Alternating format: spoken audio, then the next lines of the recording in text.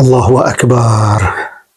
Dah hilang pedoman ke pihak-pihak penguat kuasa ni boleh bertindak macam ini terhadap orang yang sebenarnya mencari rezeki.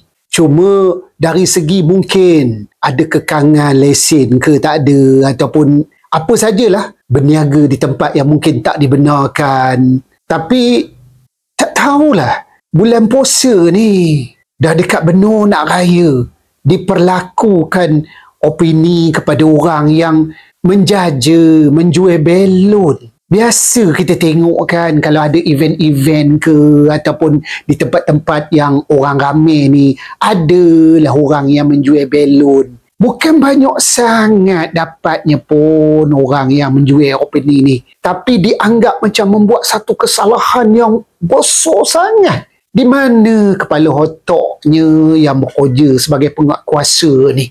Adakah cara macam ini yang diajar, yang diminta oleh orang atasan untuk bertindak kepada target-target ataupun orang yang nak diambil tindakan? Kalau betul pun salah, ada cara sebenarnya nak mendekati orang yang macam ini. Kita bagi penerangan kepada dia, terangkan kepada dia bahawa kat sini tak boleh berniaga, cakap elok-elok. Janganlah sampai terbaring kawan tu dengan ramai-ramai serang.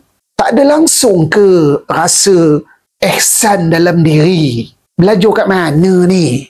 Yang rasa diri tu besar sangat, berkuasa sangat. Tak tahulah kono. Menjadi-jadi pula demo ni. Pasal meluat dah awak. Adakah ini budaya dalam hidup kita yang perlu kita terapkan?